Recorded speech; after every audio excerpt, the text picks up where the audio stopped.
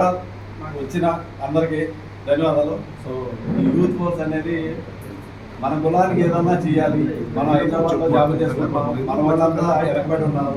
So మన ఖాళీగా ఉన్నప్పుడు ఏదన్నా చేద్దామని 2008లో ఒక ఫేస్బుక్ అకౌంట్ ద్వారా స్టార్ట్ అయింది.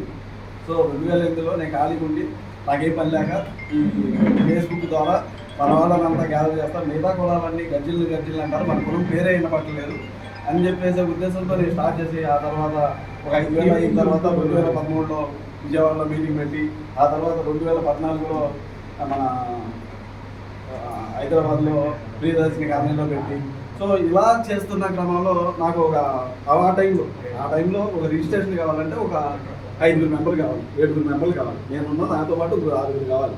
సో అప్పుడు యాక్టివ్గా ఎవరైతే ఈ కొబ్బరి రాసిన కానీ జల్లా మల్లికార్జున కానీ తిరుమల కృష్ణదాస్ కానీ నాగిరి కృష్ణ కానీ కొల్లాడి బాలు అనే మొత్తం 7 మేము యూత్ అసోసియేషన్ అనేది చేసాం. యూత్ ఫోర్స్ గారు సో యూత్ అసోసియేషన్ అనేది చేసాం. యూత్ అసోసియేషన్ చేసిన తర్వాత కంటిన్యూస్గా కార్యక్రమాలు 2017లో రిజిస్ట్రేషన్ చేసాం. 2018లో యోగార్జున నేను ఖర్చు పెట్టుకుని చేయడం, నాకు వీళ్ళందరూ సహకరించడం, యోగార్జున సక్సెస్ చేయడం అయింది. సో ఇక్కడ ఒక విషయం చెప్పాలి. సో బరిప్రసాద్ గారు ఆ రోజు నుండి నాతో ఈ రోజు దాకా మాట్లాడలేదు. కారణం ఏంటంటే మీటింగ్ సక్సెస్ అయ్యింది, జనాలు వెళ్ళిపోతున్నారు. సో పెద్దోళ్ళు అంటే నా మోబిదేవ్ గారు మమ్మల్ని వీళ్ళందరూ జనాలు వెళ్ళిపోతున్నారు. మోబిదేవ్ గారితో మాట్లాడుతుంటే మనం ఇక ప్రజలతో తిప్పలేక మోబిదేవ్ గారితో మాట్లాడించడం జరిగింది. మోబిదేవ్ గారు మాట్లాడగానే డయాస్ కుప్పలు వెళ్ళిపోయింది. ప్రసాద్ గారు మాట్లాడే అవకాశం దొరకలేదు. నేను ఆ రోజు సారి చెప్పినాను, ఈ రోజు కూడా అది నా తప్పైతే కాదు, కానీ నేనే కావాలని చేసుకున్నారు. ప్రసాద్ గారు చెప్పారు. ఆ రోజు నుండి ఈ రోజు దాకా అంతకుముందు ప్రసాద్ గారు మన బాగా సహకరించేవారు. ఏ మీటింగ్ పెట్టుకున్నా ఆయన వచ్చేవాడు, ఏ మీటింగ్ పెట్టినా మమ్మల్ని ఇన్వైట్ చేసేవాడు. ఆ రోజు నుండి ఆయన కొంచెం నన్ను దూరం పెట్టారు, నన్ను ఉంటే యూత్ కోసం దూరం పెట్టారు. సరే మనం సంఘపరంగా అయినా మనకి కలిసి వచ్చే వాళ్ళతో ముందుకెళ్ళను. ఆ తర్వాత అలా చేసుకుంటా యోగార్జున అనే తర్వాత వీళ్ళు డ్రాప్ అయిపోయారు. యోగార్జున అనే తర్వాత ఎవరైతే తిందంటే 7,000 చెప్పానో ఆ 7 డ్రాప్ అయిపోయారు. రకరకాల గంటలు డ్రాప్ అవడం అంటే నర్సీ అనే అతను అప్పుడప్పుడు వస్తూ ఉండేవాడు, పర్సనల్గా ఫ్యామిలీ పరంగా కలుస్తుండేవాడు. ఏదన్నా మీటింగ్ అంటే అప్పుడు కొన్ని మీటింగ్లకు వచ్చేవాడు, కొన్ని మీటింగ్లకు వచ్చేవాడు కాదు. అలాగే కృష్ణదాస్ అనే అతను సంతకాలు పెట్టడానికి వచ్చేవాడు, తప్పితే ఎక్కడికి వచ్చేవాడు కాదు. సో మేడ నరసింహరావు అనే అతను మాత్రం కంటిన్యూ అయ్యాడు. సో ఇలా కంటిన్యూ అవుతా వీళ్ళు డ్రాప్ అయిన తర్వాత మనకి ఇంకా కులం అంటే కొంత వాళ్ళు వస్తారు, కొంత వాళ్ళు పోతూ ఉంటారు. సో అలాగే మనకి గాడి రామకృష్ణ, అలాగే మన సీరరాజు, తర్వాత గాడి రవి, సో బడుగు మహేష్, ఇలా వీళ్ళందరూ కంటిన్యూ అయ్యారు. సో అప్పటి నుండి ఆ యోగార్జున అయిన దగ్గర నుండి వీళ్ళంతా కంటిన్యూ అయ్యారు. వీళ్ళందరూ యాక్చువల్గా అప్పుడు మనం యూత్ ఫోర్స్గా ముందుకెళ్దాము అని చెప్పేసి యూత్ అసోసియేషన్ పక్కన పెట్టేసి యూత్ ఫోర్స్గా మేము ప్రమోట్ అయ్యాం. సో యూత్ ఫోర్స్గా ప్రమోట్ అయ్యి సో యూత్ ఫోర్స్ని డెవలప్ చేస్తాం. సో అప్పుడు మనం ఇందుకు ముందు అసలు ఎవరు లేకున్నప్పుడే మనం యువకులందరం కలిసి యోగార్జున అనేది చేసాము.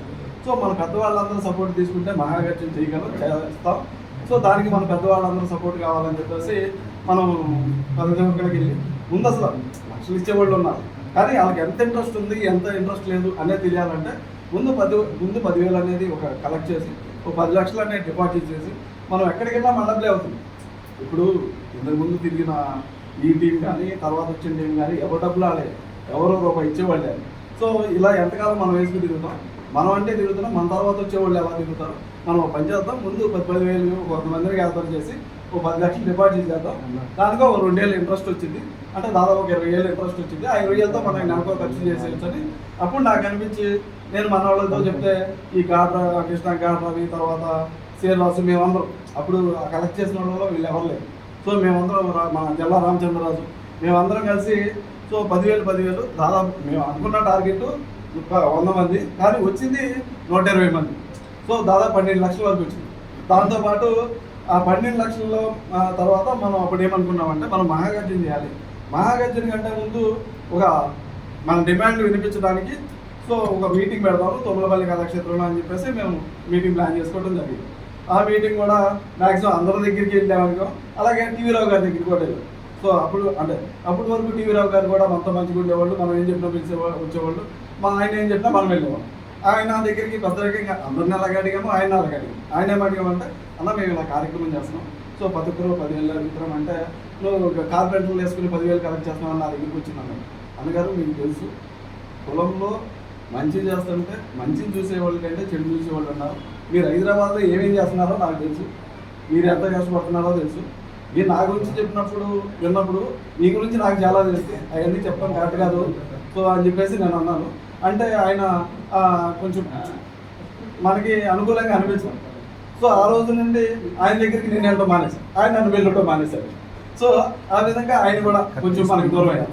సో ఇలా మనం ఏంటంటే సరే ఎవరు వచ్చినా ఎవరు రాకపోయినా మన వెనకాల ఉన్న పెద్దలు వచ్చారని ఆ తర్వాత మన అదే క్రమంలో మన అవిడిగడ్డ రాఘయ్య గారు కావచ్చు, మన చెప్పుల మన వంశీకృష్ణ కావచ్చు, రేవు కిషోర్ కావచ్చు, పివి శ్రీనివాసరావు గారు కావచ్చు, అలాగే మన కర్ణామహేశ్వరరావు గారు కావచ్చు, సో తర్వాత మన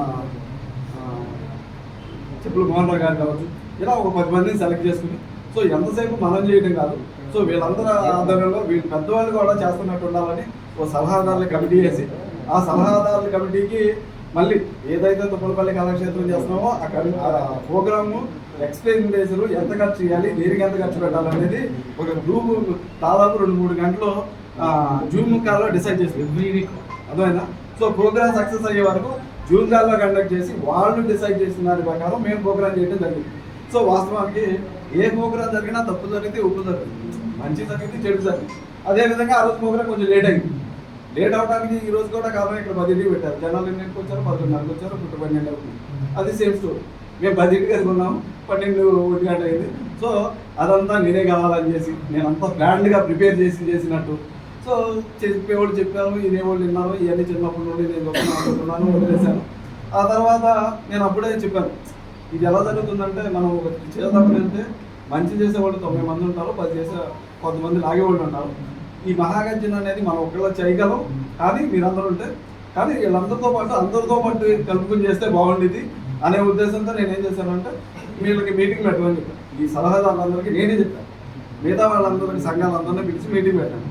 మీటింగ్ పెట్టి అక్కడ వాళ్ళందరూ నేనేం ఎక్స్పెక్ట్ చేశానంటే సో మనం చేసేది గుర్తించి అంటే నేను నమ్మేది ఏంటంటే ఏక నాయకత్వం కావాలి, ఒకే సంఘం కావాలి.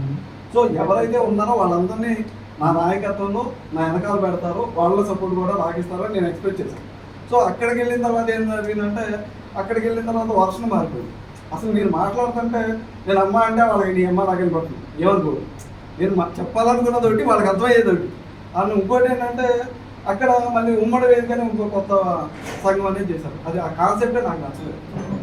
ఎందుకంటే నేను అంతర్వేది టెంపుల్ విషయం కానీ 18 సంవత్సరాలుగా ఈ ఎక్కడికి వెళ్ళినా 10 మంది కలవడం, ఒక సంఘం అనుకోవడం, మళ్ళీ వెళ్ళిపోవడం, ఈ చూసి ఇక నాకు ఇది అవ్వదు. సో ఎవరైతే ఈ పెద్దోళ్ళు వచ్చేదో కూడా వాళ్ళు కూడా మనల్ని నమ్మట్లేదు. సో కాబట్టి మనం ఒక స్టెప్ తీసుకోవాలనుకున్నాం. సో దీన్ని వదిలేయాలనుకున్నాం. అదేవిధంగా మోపిదేవి వెంకటరమణ గారు నన్ను గుర్తించి నువ్వు ఇలా సైలెంట్ ఓట్లు కొడితే ఇంత చేసినట్టు నువ్వు నా అంటే అన్నారు. ఆయన ద్వారా పార్టీలో జాయిన్ అయిపోయావు. వెళ్ళిపోయేటప్పుడు నేనే చెప్తాను, అన్నగారు చెప్పినట్టు నేను ఈ సంఘాన్ని వదిలేస్తున్నాను. నేను పెట్టిన సంఘం అలాగే ఏ సంఘం అయినా కానీ ఒక పార్టీలకు అతీతంగా ఉండాలి. ఒక అధ్యక్షుడు అనేవాడు పార్టీలకు అతీతంగా ఉన్నప్పుడే అతను కులానికి న్యాయం చేయగలుగుతాడు, లేదంటే చేయలేడు. సో ఈ కులంలో నేను ఎంతవరకు చేయాలో ఎంతవరకు చేశానో చాలు. సో ఇప్పుడు దీనికోసం మీరు లేకపోయినా సో మళ్ళీ కొత్త కార్యవర్గం ఎన్నుకునే వరకు ఒక బాధ్యతలు కావాలి, కాబట్టి ఒక రెస్పాన్సిబిలిటీ కావాలి. కాబట్టి ఇన్ఛార్జ్ అధ్యక్షుడిగా కొత్తనాథి నరసింహరావు పెట్టి అలాగే అప్పుడు వర్కింగ్ ప్రెసిడెంట్ ఉన్న మేడా నరసింహరావు పెట్టి సో మీ ఇద్దరు చూసుకోండి. మీ ఇద్దరు కలిసి అన్ని కార్యవర్గాలు మేడా నరసింహరావు ఇప్పుడు కొత్తనాథి నరసింహరావు చేసింది. సో ఏ జిల్లా అధ్యక్షుడు ఎవరు ఎక్కడ పని చేశారు, ఏం చేశారు, ఎంత ఖర్చు అయింది, ఎంత వచ్చింది ఏందనేది మొత్తం మేడా నరసింహరావు తెలుసు. సో మీరు వెళ్ళి మీరు మీటింగ్ పెట్టండి. సో మీటింగ్ పెట్టినప్పుడు అప్పుడు మనం కొత్త అధ్యక్షుడు ఎన్నుకుని అతనికి బాధ్యత అవుతుందో అని నేను చెప్పి అయిపోయింది. తర్వాత ఎలక్షన్ అయినాయి. మా అన్న చెప్పినట్టు మేమిద్దరం హోటల్లో ఉంటే ఇలా ఇంటికి వచ్చారు, నువ్వు వెళ్ళిపోతున్నావు కదా, నువ్వు ఉంటే కానీ కంటిన్యూ చేయి, నువ్వు లేకపోతే మాకు ఇచ్చేది అన్నారు. సో అదే టైంలో ఇంకో వ్యక్తి కాదు, ఇంకా ఇద్దరు వ్యక్తులు కూడా నువ్వు వెళ్ళిపోతున్నాగా మాకు ఇచ్చారు. మీరు అడుగుతున్నారు, వాళ్ళు అడుగుతున్నారు, ఇలా ఎవరికి పడితే ఆలోచిస్తే నేను బ్యాన్ చేసినప్పుడు వెళ్ళేటప్పుడు నేను ఎవరికేమన్నా మీరు మీటింగ్ పెట్టండి. మీటింగ్ అనేది 2 రాష్ట్రాలు విజయవాడలో మీటింగ్ పెట్టండి, నేను అప్పుడు అనౌన్స్ చేస్తానని చెప్పాను. సో అప్పుడు అది నేను అనౌన్స్ చేయడం కాదు, మీరు అందరూ కలిసి ఒక డిసైడ్ అయినప్పుడు అతను అవుతాడు అని చెప్పేసి నేను చెప్పాను.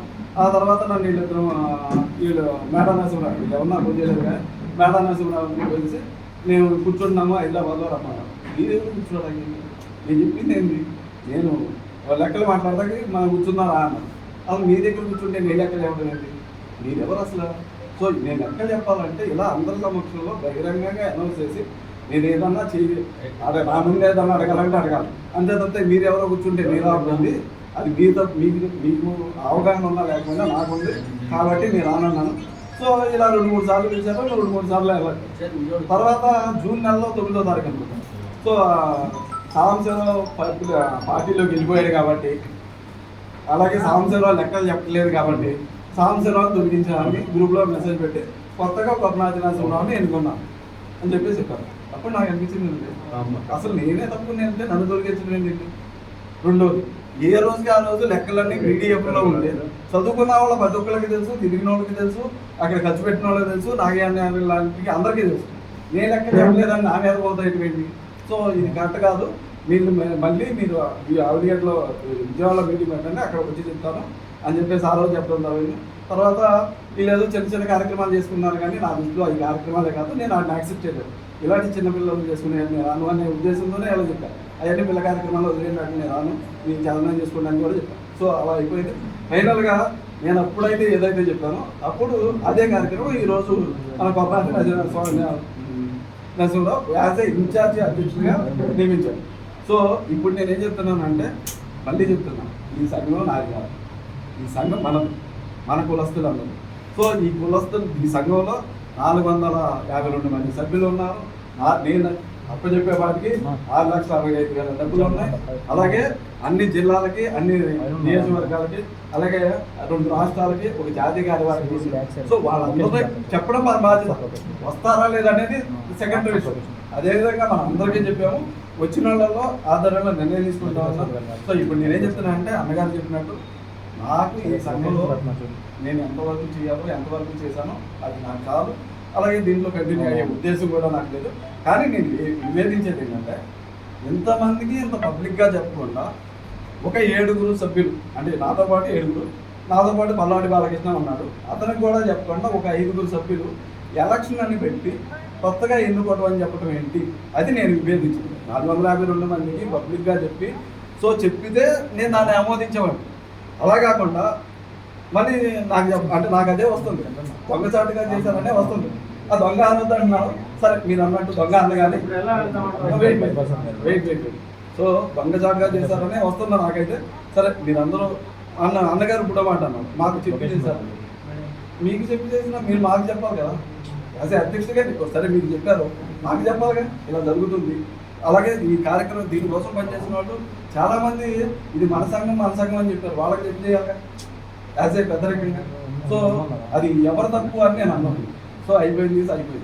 సో ఇప్పుడు ఇంతకుముందు నేను వేసిన కమిటీలు పనిచేయాలి, ఎందుకంటే వాళ్ళకు కూడా నాలాగా కొంతమందికి ఇంట్రెస్ట్ లేదు చేయాలి. అలాగే వీళ్ళ వాటికి వీళ్ళు చేసిన కమిటీలు పనిచేయాలి, ఎందుకంటే వీళ్ళు ఏమో చేసేది. ఇప్పుడు ఎవరైతే చేద్దామని వచ్చారో మనం అందరం పబ్లిక్గా జరిగింది, ఇంట్రెస్ట్ ఉన్న వాళ్ళు రండి. సో అక్కడ ఒకళ్ళు నేర్చుకుంటాం, ఎవరు పడితే వాళ్ళని నిర్ణయించేది నువ్వు తీసుకో అనే లడ్డూలు కాదు. ఇది ఒక కుల సంఘం, ఒక కుల సంఘం, కులం నమ్మినట్టు చేయాలి, అందరి సమక్షంలో చేశారు. అది కొట్టనాథినాథరావు కావచ్చు లేదా ఎవరైనా కావచ్చు, అది మనకి అభ్యంతరం లేదు. రెండవది నేను ఇక్కడికి వచ్చిన రెండో పాయింట్ ఏంటంటే, సో ఇంకా ఎవరికన్నా ఏంటి జల్లమల్లికృష్ణ ఎక్కడ ఉన్నది ఒకసారి నేను మీ వాడు లెక్కలు చెప్పలేదు, మీ వాడు దాక్కుంటున్నాడు అని రికార్డింగ్లు కూడా నా దగ్గర ఉన్నాయి. ఇట్లా లెక్క చెప్పాలా నీకు?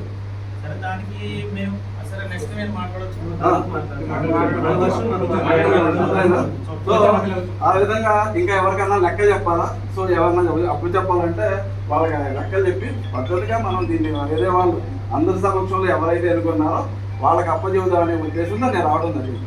సో ఇప్పుడు నేను మీ అందరినీ కోరుకుంటున్నాను ఏంటంటే, ఎక్కడికి వచ్చారు అంటే వాళ్ళకి నిజంగా చేయాలనే కసితో వచ్చారు. సో ఎవరైనా కావచ్చు, వాళ్ళని మీరు ఎన్నుకొని మీరు ఎవరైనా అప్పచెప్పాలంటే వాళ్ళకి నేను బాధ్యత అప్పచెప్తాను. సో అలాగే అది ఒకటే మాత్రమే నేను చెప్పాలనుకున్నాను. సో ఈ అవకాశం ఇచ్చిన నాకు అనిగడ్డ నాగరికి ధన్యవాదాలు.